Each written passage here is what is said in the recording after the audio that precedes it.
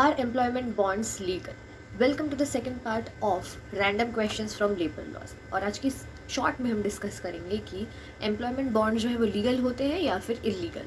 The Supreme Court of India ने Vijaya bank and ANR versus Prashant B Narnaware 2025 case में कहा कि एम्प्लॉयमेंट बॉन्ड्स इनबिल्ट इलीगल नहीं होते हैं, वो लागू किए जा सकते हैं पर अगर उनका बिजनेस पर्पस लेजिटिमेट हो यानी रीजनेबल या फिर एक्सेप्टेबल हो और वो पब्लिक पॉलिसी की फ्रीडम को हार्म ना करते हो। कोर्ट ने ये भी कहा कि अगर कोई बॉन्ड एम्प्लॉय से पेनल्टी पे करा रहा हो फॉर अर्ली रेजिग्नेशन तो वो वैलिड है, पर सिर्फ तब जब उस पेनल्टी की वजह से फ्यूचर एम्प्लॉयमेंट रिस्ट्रिक्ट ना हो रही हो और एम्प्लॉयर सिर्फ जेन्यून डैमेजेस ही रिकवर कर रहा हो, जैसे training and recruitment cost.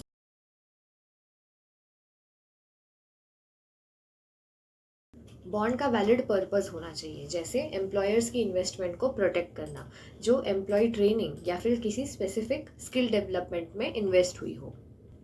As mention previously, bond की कंडीशंस अनरीजनेबल या अनएक्सेप्टेबल नहीं होनी चाहिए।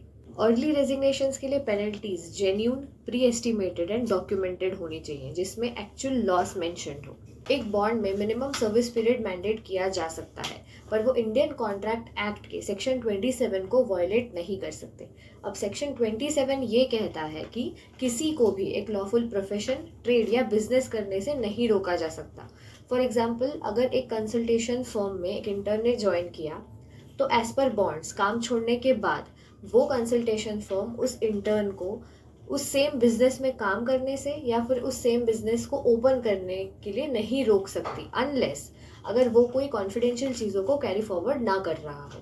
बॉन्ड्स की validity case to case basis पर निर्भर होती है, ना ही कोई बॉन्ड इनवैलिड या वैलिड प्री अज्यूम किया जा सकता है।